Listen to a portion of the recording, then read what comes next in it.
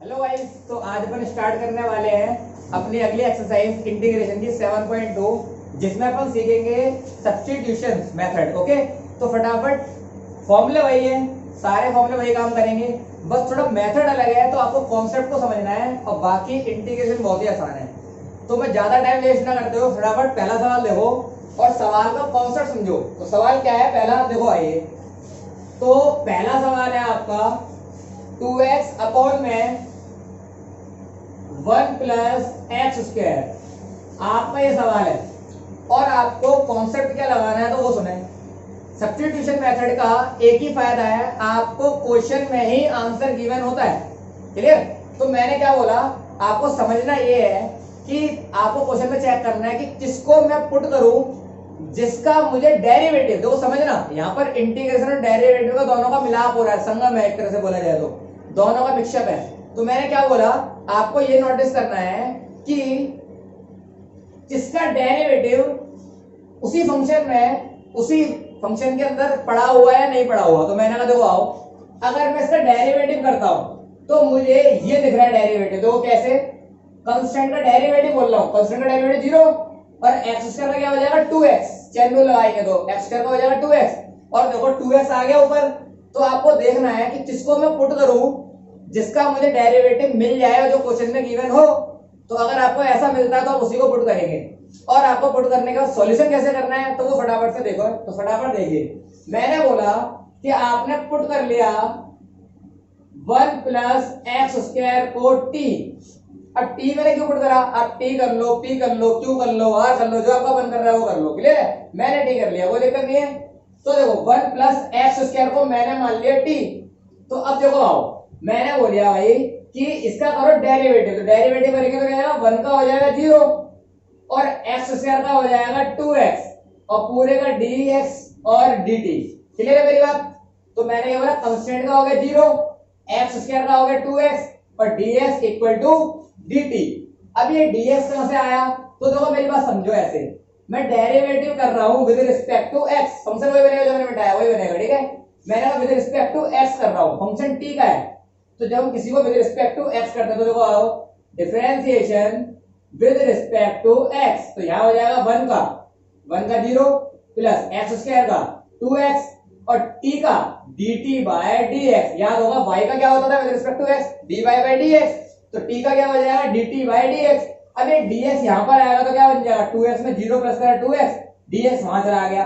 तो मैंने क्या करा था, मैंने इसके बाद डायरेक्ट ये स्टेप करा था। तो मैंने आपको समझा कर ही करा था। क्लियर है? तो आपको समझ में आ रहा है dx कैसे आ रहा है। तो अब मेरी बात समझे, जब आपका इतना हो जाएगा पूरा सवाल तो आप समझे धूड़ है लोग कैसे बनेगा, क्वेश्चन चेंज कैसे हो जाएगा।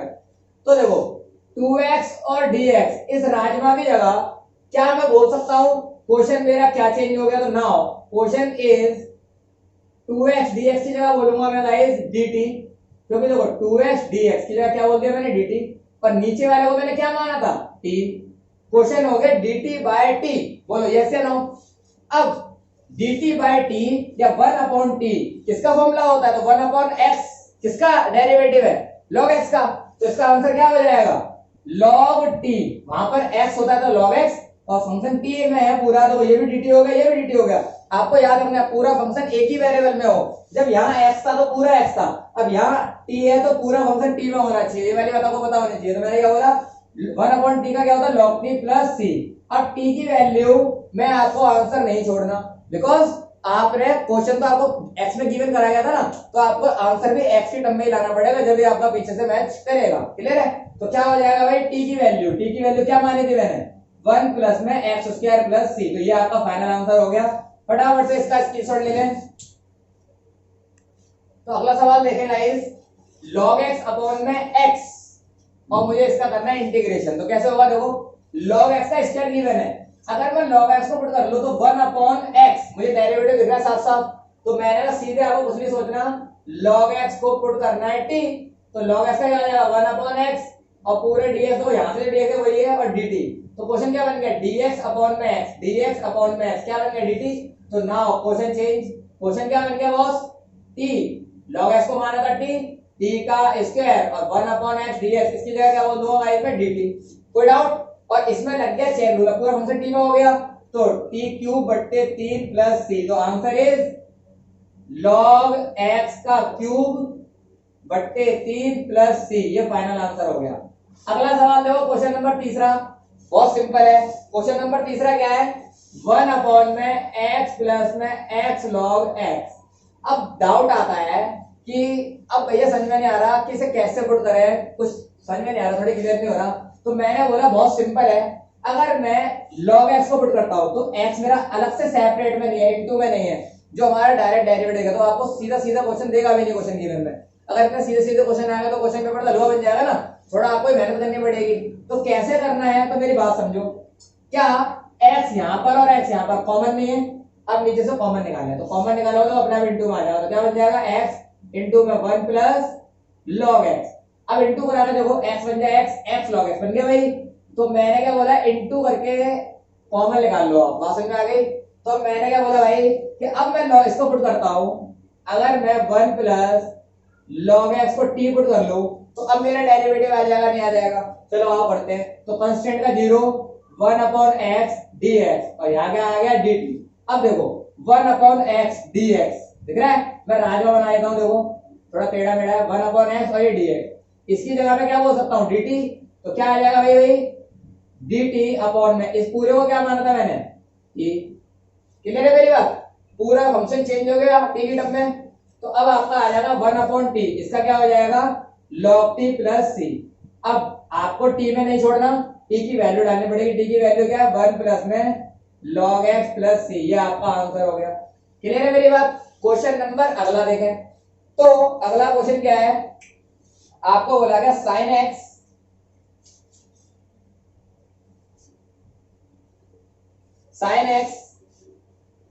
साइन और साइन का थीटा है cos x। तो पहले क्वेश्चन समझो, मैंने बोला इस साइन का थीटा है x और इस साइन का थीटा है cos x, सही है। तो कैसे करना पड़ेगा सुनो, मैंने कहा भाई अगर मैं पुट कर लूं, मैंने पुट कर लिया cos x को, मैंने cos x को पुट करा t।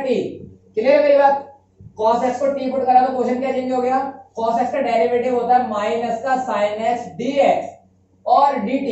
अब बात आती है कि भैया माइनस तो वहां पर है नहीं, तो माइनस आ रहा है तो कोई दिक्कत नहीं है ना, तुम्हें क्या दिक्कत है माइनस से, माइनस को नीचे पहुंचा दो। तो sin x dx is equal to dt, तो क्वेश्चन क्या बन गया देखो, sin x और इनटू में dx, इन दोनों की जगह में क्या बोल सकता हूं dt, तो ना हो क्वेश्चन चेंज, लेकिन कौन सा dt माइनस का, क्योंकि माइनस यहां पर से वहां चला गया। क्लियर है मेरी बात, तो क्वेश्चन बन गया माइनस का इन पूरे की जगह dt, और इसका मैंने क्या माना था देखो सुनो, इसका माना था मैंने sin और cos x को माना था मैंने t, और ये आ गया dt। कोई डाउट है क्या। अब देखो sin t, अब sin t का आपको करना है, तो sin t का क्या होता है, मैंने बताया था cos का होता है माइनस sin, मुझे sin का देखना है, तो sin का क्या हो जाएगा cos। तो देखो यहाँ आएगा माइनस पहले से ही होता है, और sin का होता है माइनस का cos और प्लस c। अब माइनस माइनस क्या हो गया प्लस, और cos और t की वैल्यू अगर आप डालोगे तो t की वैल्यू क्या है, t की वैल्यू है cos x प्लस c। आपको मैं बार बार बोल रहा हूं फंक्शन को x टर्म में ही छोड़ना पड़ेगा, क्योंकि क्वेश्चन x टर्म में ही गिवन था। फटाफट से स्क्रीनशॉट ले लो और अगला सवाल देखिए गाइस। तो जो सवाल मैंने छोड़े हैं वो सिंपल है, उसमें आप साइन पुट करोगे cos x का डेरिवेटिव आएगा, सिंपल सवाल छोड़े हैं, कोशिश करना, नहीं आएगा तो मुझे बताना। ये वाला सवाल देखो कैसे होने वाला है, तो फटाफट समझो। मैंने कहा अगर मैं इसको पुट करता हूं, मुझे डेरिवेटिव नहीं दिख रहा, क्योंकि x का डेरिवेटिव खुद ही वन होता है, तो आपको कैसे करना है ना वो समझो। डेरिवेटिव आपको दिख ही नहीं रहा, किसको पुट करूं किसका करूं समझ में नहीं आ रहा, तो आप जो कठिन चीज है उसको पुट करें। तो रूट के अंदर वाला आपको थोड़ा डर लग रहा है तो आपको इसको पुट कर लो। मैंने अगर x प्लस 2 को पुट कर लिया t, क्लियर है मेरी बात। तो मैंने कहा x का डेरिवेटिव क्या होता है 1, कांस्टेंट का 0 और dx dt, तो 1 को dx से इंटू करोगे क्या आ जाएगा dx dt। इतनी बात समझ में आ गई। अब क्वेश्चन क्या बन गया, तो फटाफट क्वेश्चन को ट्राई करो, आ जाओ। नाउ क्वेश्चन बन गया आपका अंडर रूट में t माना है मैंने x प्लस 2 को, तो t, और dx की जगह आ जाएगा बॉस, dx की जगह आ जाएगा dt। क्लियर है, लेकिन ये x फंक्शन रह गया। अब मेरे को पूरा फंक्शन किसकी टर्म में करना है, t की। अब मैं यहाँ x तो लिख नहीं सकता, क्योंकि ये x ये t ये dt सारा एक टर्म में होना चाहिए। जब मैं पूरा फंक्शन को t में पुट कर रहा हूँ, t में बने, तो ये x क्या कर रहा है, तो x को मैं कैसे निकालूंगा देखो यहाँ सीखो। तो विच इंप्लाइज मैं x की वैल्यू निकाल रहा हूँ यहाँ से, तो क्या निकल जाएगी t, ये प्लस का 2 उधर जाएगा तो माइनस का 2, तो मैं क्या x की जगह लिख सकता हूँ मैंने एक्स की जगह लिखा t माइनस टू, सही है। अब क्वेश्चन क्या बन गया, t माइनस टू और t की वैल्यू 1/2, कोई दिक्कत है। और ये आ जाएगा आपका dt, इसको अंदर इंटू कराओगे तो क्या होगा, उसके वही वाली प्रॉपर्टी कि बेस सेम होती है तो पावर प्लस हो जाती है इंटू में, तो यहाँ क्या आ जाएगा t आधा और एक डेढ़, इसको अंदर इंटू कराओगे तो 2t की पावर 1/2, ओके। और ये dt और ये इंटीग्रेशन, चलो कर देते हैं इंटीग्रेशन, आ जाओ। तो t की पावर 2 और 3 5/2, उल्टा करोगे 2/5। ये समझ में आ रहा है, अभी मैं करना सिखाया था। पावर एक प्लस फिर पूरा नीचे, फिर उसे डिवाइड को मल्टीप्लाई में चेंज कर देंगे। यहाँ कितना आ जाएगा बॉस, 2t की पावर 3/2, उल्टा करोगे तो आ जाएगा 2/3, समझ में आ गया। और प्लस c, तो आंसर क्या बन गया 2/5। t की वैल्यू कितनी है, t की वैल्यू है गाइस x प्लस 2 की पावर 5/2, 2 दूनी 4/3, x प्लस 2 की पावर 3/2 प्लस c। ये आपका फाइनल आंसर हो गया गाइस, समझ में आ गया। अगला सवाल देखें। अगला सवाल अब आपका 8वां सवाल, आप होमवर्क करेंगे। 1 प्लस में 2x स्क्वायर को डिपुट करोगे तो आपका डेरिवेटिव मिल जाएगा, ये आपका होमवर्क हो जाएगा। अब क्वेश्चन नंबर मैं करा रहा हूं आपको 9, और 9 क्वेश्चन नंबर फटाफट से देखें। तो 9 क्वेश्चन क्या है, 9 क्वेश्चन है 4x प्लस 2 अंडर रूट में x square plus x plus 1, ये फंक्शन है और इसका मुझे इंटीग्रेशन करना है। अब कैसे होगा तो देखो आओ, पहले तो समझे कि इसको पुट करने पर मुझे डेरिवेटिव दिख नहीं रहा, तो मैंने क्या बोला, कठिन यही लग रहा है, तो इसको मैं सॉल्व करके सही करता हूँ।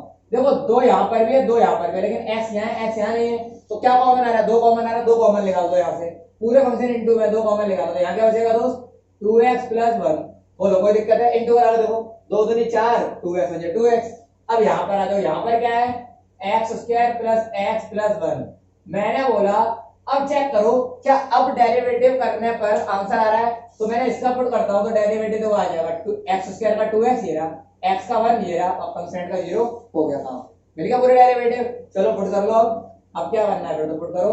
तो मैंने बोला x square plus x plus 1 को मैंने बोला डी पुट, तो यहाँ आ जाएगा 2x प्लस 1 पूरे का dx इक्वल टू dt। कोई डाउट, क्वेश्चन चेंज, तो ये dx की जगह और 2x प्लस 1 और dx की जगह हो तो dt, तो क्वेश्चन चेंज, तो नाउ क्वेश्चन क्या बन गया भाई 2, यहाँ आ जाएगा dt, इन दोनों की जगह dt, और अंदर मैंने क्या माना है, इसको मानता मैंने रूट t, सिंपल है, ओके। अब सॉल्व कर दो, तो 2, अब रूट t का कैसे करेंगे, तो देखो सुनो, जब भी आपको रूट t मिल जाए अकेले में, तो आप क्या करोगे, t की पावर इसको कर दोगे 1/2 और लगाओगे चेन रूल, तो क्या आ जाएगा भाई dt।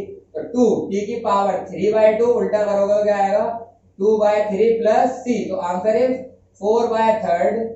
t की वैल्यू कितनी है x square plus x plus 1 पूरे की पावर 3/2 प्लस c। ये आपका फाइनल आंसर हो गया। फटाफट से स्क्रीनशॉट ले लो। तो भाई नेक्स्ट क्वेश्चन देखो, अब इसके अंदर हमारे को डायरेक्ट नहीं मिल रहा कि क्या पुट करें और किसका आ रहा है, तो देखो मैंने बताया था आपको सिंपल क्वेश्चन नहीं मिलने वाले, आपको थोड़ा अपना दिमाग को चलाना पड़ेगा, क्वेश्चन को बनाना पड़ेगा। तो कैसे बनेगा, आओ यहां से मैं कॉमन निकालता हूं रूट एक्स। अब बात आएगी आधे बच्चों के माइंड में कि यहाँ पर तो रूट एक्स है नहीं, पता नहीं कहां से कॉमन निकालेंगे। तो कॉमन का मतलब बेसिकली होता है डिवाइड कराना। देखो मैं निकाल के दिखाता हूं तो आपको समझ में खुद ही आ जाएगा। तो मैंने कहा आइए, मैंने कॉमन निकाला नीचे से रूट एक्स, तो क्या मैं यहां लिख सकता हूं रूट एक्स, अभी लिखाऊंगा, ठीक है। यहां बचेगा 1 और ये आ गया आपका dx। चलो इंटू करा के देखते हैं। रूट एक्स को रूट एक्स से कराया तो रूट अंदर आ जाएगा, देखो रूट एक्स का स्क्वायर, और स्क्वायर से कट जाता है रूट, तो फाइनली क्या बचा एक्स। तो मैंने कॉमन सही निकाला है और रूट एक्स बन जा रूट एक्स, सही निकाला मैंने, कॉमन निकल रहा था कॉमन, समझ में आ गया। तो डिवाइड ही कराना होता है अल्टीमेट। अब मेरी बात समझो, तो मैंने कॉमन निकाल लिया, अब मैं इसको पुट करता हूं तो मुझे डेरिवेटिव मिल रखा है। देखो आइए करके दिखा दो तो समझ में आएगा। मैंने कहा रूट एक्स माइनस 1 को मैंने कहा टी पुट कर लिया, बात समझ में आ गई। तो रूट एक्स का डेरिवेटिव क्या होता है बॉस, 1/2 रूट एक्स, कांस्टेंट का आ गया 0, यहां से आ गया dx और ये हो गया dt। डेरिवेटिव करना तो आपको आता ही है ना, जैसा कि मैंने बताया था आपको प्रीवियस वीडियो देखनी पड़ेगी डेरिवेटिव की, जब भी आपको इंटीग्रेशन आएगा। अब आगे आ जाओ, अब मैंने बोला 1/में रूट एक्स तो है, ये 2 तो क्या कर रहा है यहाँ पर, तो 2 को मैंने वहां भेज दिया, तो क्या बन जाएगा 1/में रूट एक्स dx। ये डिवाइड में तो उधर जाएगा तो मल्टीप्लाइड में, ओके। क्या बन गया क्वेश्चन, चलो क्वेश्चन पर आ जाओ। तो now question is one upon में रूट एक्स की dx की जगह में क्या बोलूंगा 2dt, तो 2 तो बाहर और ये आ गया dt अपॉन में, इसको मैंने पूरे को क्या माना है t, तो ये आ गया t। बोलो कोई डाउट है क्या? और 1 अपॉन में t को बच्चा बच्चा जानता है क्या होता है, 1 अपॉन में x का क्या होता है log x, तो 2 log t प्लस c, और t की वैल्यू डाल दो आंसर आ गया। तो which implies is 2 log t की वैल्यू क्या है root x minus 1 plus c। याद रखना है, आपको बार बार बोल रहा हूं, जो पुट करोगे t फंक्शन आपको लास्ट में x की टर्म में ही लाना पड़ेगा, बिकॉज आंसर आपका x की टर्म में ही होने वाला है। क्लियर है? अगला सवाल देखें फटाफट से, और अगला सवाल है क्या, तो क्वेश्चन नंबर 13 देखें। बाकी सारे सवाल मैं छोड़ रहा हूं, वो सिंपल है, आप थोड़ा सा दिमाग चलाना हो जाएंगे। जो सवाल के अंदर थोड़ा ऊंच नीचे मैं वो सवाल सारे करा रहा हूं आपको। क्लियर है भाई? क्वेश्चन नंबर 13 देखो क्या है। क्वेश्चन नंबर 13 है एक्स स्क्वायर डिवाइड में 2 प्लस 3x क्यूब और पूरे का होल क्यूब, और ये आपका इंटीग्रेशन। सही है भाई?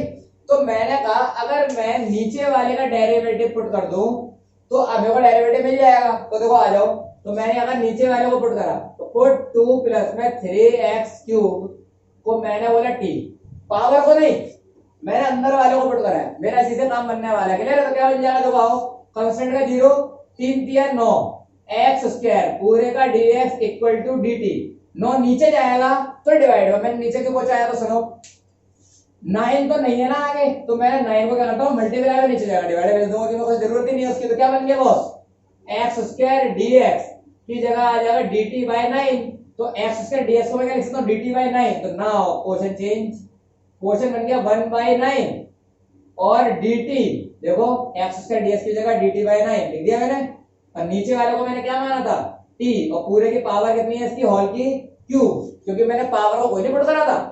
अब इस t को ऊपर ले जाओगे, क्योंकि मैंने कहा ऐसे तो आंसर होते नहीं है, इनको ऊपर ले जाओ, तो ऊपर ले जाओगे तो क्या बन जाएगा 1 अपॉन में 9 t की पावर -3, ओके, और dt, चलो लगाओ चेन रूल, 1 अपॉन में 9 t की पावर -3 प्लस 1 अपॉन में -2, मैंने सॉल्व कर दिया, प्लस माइनस माइनस, ओके, ये हो गया। अब आपका आंसर आएगा माइनस का 1 अपॉन में 9 2 जा 18, और ये पावर नीचे आएगी तो क्या बन जाएगी t की पावर स्क्वायर, क्योंकि -2 आएगा और पावर नीचे आकर पॉजिटिव हो जाती है, एक्सपोनेंट प्रॉपर्टी जो मैंने कराई है पीछे भी, और प्लस c, तो आपका आंसर है 1/18, और t की वैल्यू डाल दो, तो t की वैल्यू क्या थी बॉस, t की वैल्यू थी 2 प्लस में 3x क्यूब पूरे का होल स्क्वायर प्लस c।